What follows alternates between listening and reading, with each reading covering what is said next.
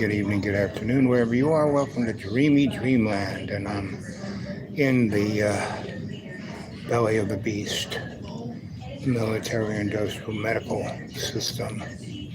Virtually everything that we have came from DARPA, Defense Advanced Research Program. Lasers, the internet, you know, um,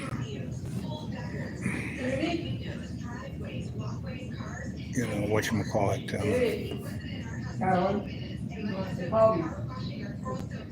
hold her.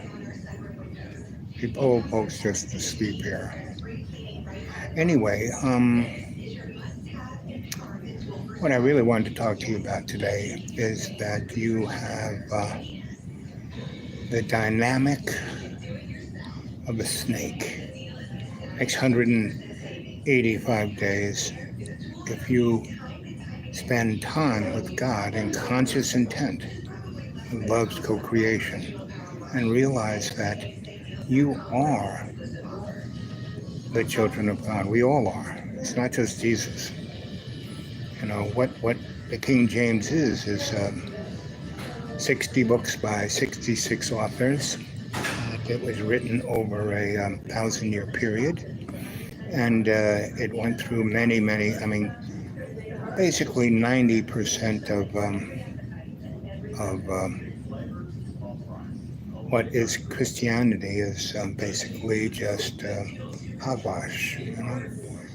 The Sermon on the Mount is, go take a look at that one. And go look at Matthew and Mark and Luke. Those guys, all the rest. See, you have to realize that the rest of the book is basically in code. It's not that it's wrong. It's in code.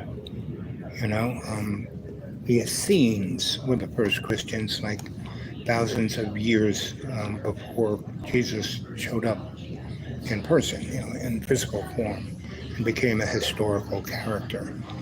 All of the mystery schools, Babylonians, the Egyptians, the Greeks, etc., all came from the Essenes, right? And the, Nazarene, Jesus kept calling him a Nazarene.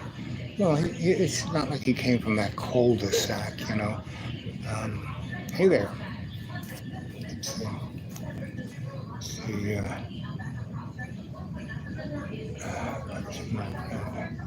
your birds, personally, my friend. Good. So, your beards steal a beret. Play steal a beret. Remember, guys, put this stuff in capitals so I actually can read it. It's so small, even if I had my reading glasses. Love your, I think it's beard's personality, my friend. Yeah. Well, that and my eyebrows,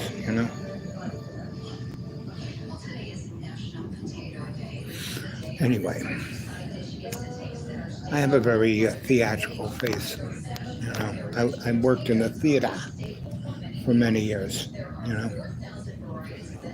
And see, I had many skill sets, and I basically use them interchangeably, right? I just didn't do, I'm only this. No, I was like many things at once.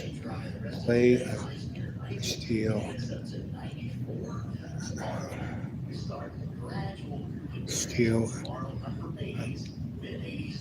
okay. Who did that? Steal, brain rot. Is that what it is? Brain. I don't know. Anyway, again, good morning, good evening, good afternoon, and welcome to Dreamy Dreamland with your Sensie Owl Bob, me, him, and I'm here at the belly of the beast, the medical model industrial plant. We could all heal ourselves, right? Just with enlightening ourselves. I'm going to do it for you right now. There's 3 of you, and when there's more than 2 in Jesus' name, there he is. So close your eyes. Breathe in deep. Breathe out completely, more and more and more. Breathe in and focus your conscious mind on your breath. Let all the other stuff go away. Now, if things pop in, that's not a bad thing. Meditate. I can't close my mind. You're not supposed to close your mind. What you're supposed to be able to do is just, on your phone, you just kind of swipe things. That's, when stupid stuff comes in your mind, just swipe it out of the way. It's not relevant, not relevant, not relevant. And the thing, and I keep telling people this, if you have a bad habit, drugs, alcohol, tobacco, whatever, those aren't sins, they're bad habits. And you can substitute that bad habit with a better habit. And that better habit is talking to God. So whenever you get frustrated, when you get upset, instead of going to have a drink or a toke or a smoke or anything else, you basically say, God, help me out here. I don't have a clue. Here, take the wheel of my life. I am your doula in agape love. Right? And you remember Captain and Antonilla? Just put that song, Muskrat Love. You put it in agape love. Yeah. So, talk to God. Will that do the same? It's how much intent you put into it. It's all about conscious intent. I am. It's another nice little prayer. Constant intent. I am. Constant intent. I am. Constant intent. I am. Do all that in one breath. Do it over and over 5 times. Whatever was bothering you was gone. You can't even remember what it was, right? Now, I grew up in New York. I'm definitely a New Yorker, right? But I'm all so many other things because I've lived all over the world. And I spent time in all those places. I spent 3 years in Australia with the Aborigines, not in Sydney or Melbourne. I mean, I was in those towns, but most of my time was spent with indigenous people or way out in the country, working on projects for DARPA. Australia is a place where we have some pretty over the, like a place called Alice Springs, right? Pine Gap, and over in Tasmania, the island that's close to the South Pole. I grew up in New York, too. Nassau County, Long Island. Yeah, where'd you grow up in Long Island? I grew up, my parents had a place, my dad grew up in Freeport and, Glen Cove were the 2 cities of Long Island, and back in the, 20s. And they were both ports. It was like where pirates came in. Right?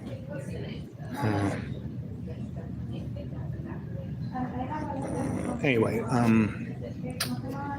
and so Freeport was, at the turn of the century, from the 19th century to 20th century, that's where all the musicians and all the artists and all the Hollywood was first in Long Island. World War One, there was all these air bases that they were teaching guys to fly planes and had hangars. World War One's over, they walked away from all that stuff, and the movie makers, like Charlie Chaplin and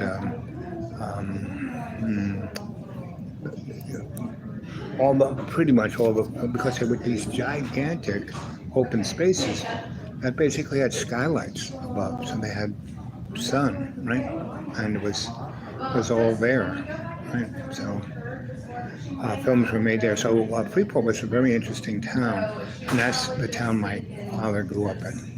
And my dad was a really handsome young man, so when he was a young man, he was Italian, 100%. So that was like being Mexican today, or south of the border, right? People got a lot of angst. But my father was so handsome, the rich kids of that neighborhood wanted to hang out. And my dad was a football star. And back in the day, high school football was more followed than any other football, more than college football, more than, and so the mob got a hold of it, and they were making tons of money of gambling. And so my dad was in it, and then college football when my dad went off to college, and he was in 10 different colleges because he went to one college who gave him money to go to college, and he studied to be he studied to be a history teacher, so he studied that. He enjoyed that. He likes reading books. What are you saying here? I heard the same thing about back in the day. I'm half Italian, half Irish. That's me. I'm half Italian, Irish. I'm half Italian, quarter Irish, quarter German. How about me, DiMartino? Oh, all I came is to get my blood pressure, my weight, my temperature, and my oxygen. Right. I already checked in with these guys. And I'm allegedly in your computer. So. But I'm just a walk. What is it Allison, the nurse practitioner? What nurse practitioners do you have? And it's Amy. Starts with an A.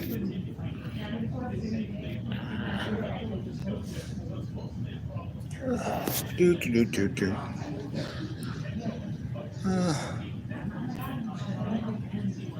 Yep. Anyway, so that's America. There are no purebreds, You should go watch a really good TV show called Wednesday. It's a takeoff of the Addams Family, right? The daughter,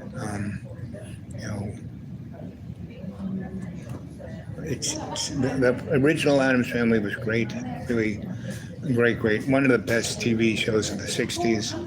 This one is truly amazing because it has relevance, right? The old one of the 60s, it had bits of relevance, but this one has lots of. Go check out Wednesday. She's quite interesting. And all her buddies are too. So go take it out. If you like Harry Potter, you'll like Wednesdays. But it's even better. So, because right now, the people who are coming of age are different than the rest of the folk. They are these calico cats. They are. They feel they don't belong here. And they're really, right now we have 185 days to change our skin. And we are astronomically in that position. There's a turn in the phrase in Chinese astrology that basically every 2,500 years, every 5,000 years, every 10,000 years, every 20,000 years, every 60,000 years, there is this period where humanity really has about 180 days. It started our last full moon, and if you stay consciously intent, I am, you will be able to change your life forever. I mean, all you have to do is visualize what you want, and it'll be there. The thing that gets in your way is your programming of your anxiety, right? So, and that comes from our parents. Our parents, even if you grew up as a Catholic or a Christian of some flavor, they didn't tell you the real story about Jesus Christ. His 12 apostles, they didn't come from the high. They weren't people like Paul, who was basically Saul, and Saul was this guy who was whacking every Christian he could, killing, because he was a Pharisee of the Jewish, structure. And the Christians really only know the Old Testament, which is known as the Torah. But in Judaism, there are 3 books: the Torah, the Tava, and the Kabbalah. And when I lived in Williamsburg, Brooklyn for 10 years, I was one of the first guys, first artists there. My landlord was a rabbi, and he was the top Hasidic rabbi. And he basically not only ran and owned and controlled the Hasidim, also the Lubavitcher and the other very Orthodox. And he was, he ran these Orthodox religions, but he was a very, very, very smart guy, very, very, very well-educated guy. And instead of me giving my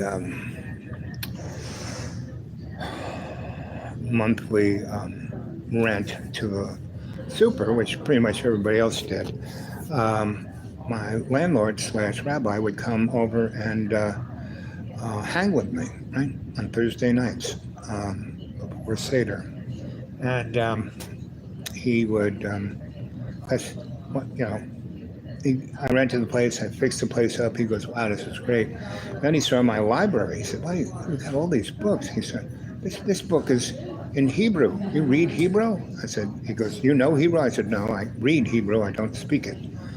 And he's Latin and Greek and Mesopotamian and Egyptian. You read all this? I said, yeah. He said, they're codes. See, it's more you break them down into numbers. You don't have to know particularly the grammar or spelling. It's just, what each letter represents. He goes, wow, that's the secret of the Kabbalah. I said, yeah, I know. I'm studying it. You're studying the Kabbalah? I said, yeah. And so he goes, you need to be a rabbi. I said, Rabbi, come on. I'm Roman Catholic. I went, from birth to 15. I was in a seminary to be a rocket scientist for the Vatican. And, that's where I learned all these languages. That's how I learned to break codes. That's how I learned to understand the hidden picture. And he goes, yeah, you really need to be a rabbi. I said, but come on, I'm Catholic, I'm Italian, I'm Irish, I'm German.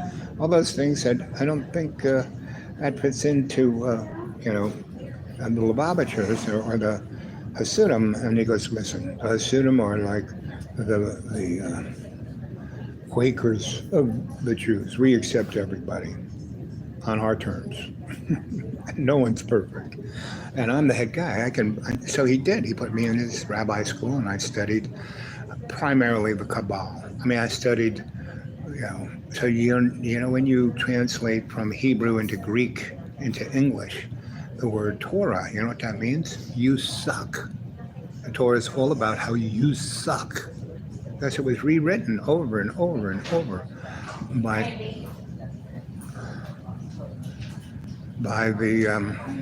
the dudes and dudettes, to manipulate the masses. So,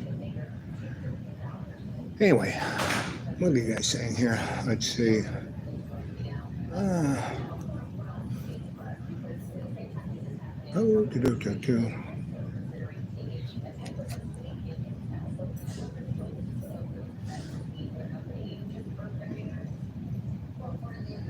Talk to God. Yep. Grew up in New York, Nassau County. So Freeport, Long Island, that's where my family lived. My grandma, she had a house in Freeport because that's where my grandpa had one of his barbershops right there where the Long Island Railroad is. And all the guys who were going into Wall Street or into New York would go get their shave there and then get on the Long Island Railroad. And I was the little monkey who would go up and down this ladder to get, because everyone who got a shave every day had a mug with their name on it, and that's like the level of cleanliness they had. So that was my job, and I did that until I was about 4, and then my grandpa keeled over dead. And my grandma moved back into, the first 2 years, I was kind of in New York City because Mamo breastfed me, big black woman who was a doctor, right? And her husband was a lawyer, and they lived in Harlem in the big, beautiful brownstone that my grandma lived in. And there was also the Greens who lived there. And they were Cuban black. And my new girlfriend is Cuban black, Northern Italian, German. And she's a baker, so I'm having fun with her. The beginning weeks, months, years of a relationship are always the best. And once people get used to take advantage, there's a guy who was named. He was Italian. He was all about spying. Um, Starts with an M. It'll pop into my mind. Not Merovingian, no, not, but an M. And he was, advisor to all the kings and princes of Italy and how to get over, right? And the whole thing is, a good example of that philosophy was Roy Cohen. And Roy Cohen was like the, second time or third or fifth time around of the same kind of snake. But he's not a snake anyway. It's just a guy like me. I understand human nature very well. And I do take advantage of it, but not in a negative way. I used to, when I worked for lawyers, yeah, definitely. I could peg, I would do, when we would do gals or, when we, break down a witness, I would study their psychology and their tells and everything under the sun about them. Same thing when they were picking juries. So I did that for about 11 years. And that's how I got really fat, because that's all I did. And it was fun, and it was, these guys paid me like you couldn't believe. And then I hung out with them. I was part of their entourage. I was like, the smart one that they would keep around. So, because no matter where we went, what kind of club or what restaurant or whatever, it was always business, meaning they took everything they did off their taxes, right? Every titty bar, every restaurant, because we were having a business meeting, and they did, because they would bump into the people that they were going to see in court. And so I would be along just to read what they were doing, see what their weaknesses were, So if you guys know who the Italian philosopher of Venice, like the Merchant of Venice, Shakespeare's Merchant of Venice, really takes that whole idea of philosophy apart. And it also, Merchant of Venice, you should read that play, because it really, really, really puts into context of what's going on in the Gaza Strip, in the West Bank, and all of what is known as the Greater Israel. So anyway, and see, that whole thing has nothing to do with the Jewish religion. Being Zionist doesn't mean you're Jewish. Look at Joe Biden.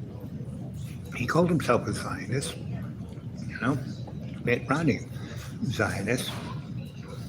Richard Nixon, Quaker, called himself a Zionist. It's like, it's a whole different thing. And that's the beauty of YouTube. There's a zillion people on there telling you a zillion different things. You got to realize that. Don't get sucked into any of them. And don't believe a word I say. I'm just a storyteller. I'm just a griot. I'm just Sensie Owl Bob, right? Here to tell you a story. So, so it's been 23 minutes, and I just walked in, and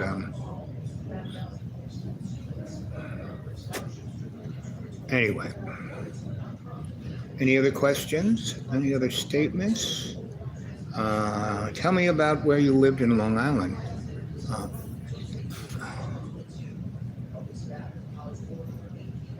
So I also lived in Eastern Long Island. I lived in a place called Oldfield, and I lived in a place called Shelter Island, and I lived in a place called the Mauritius. I lived in a place called Sayville.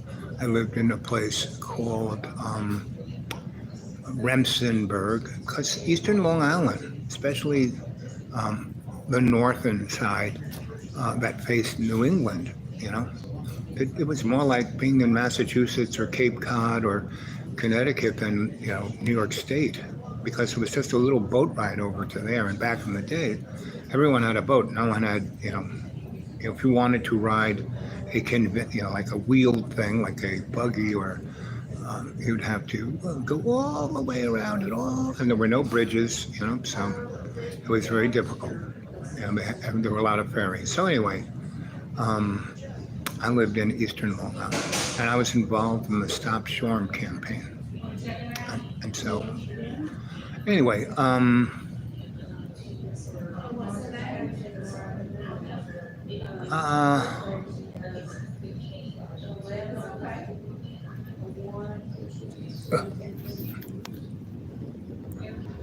whoops.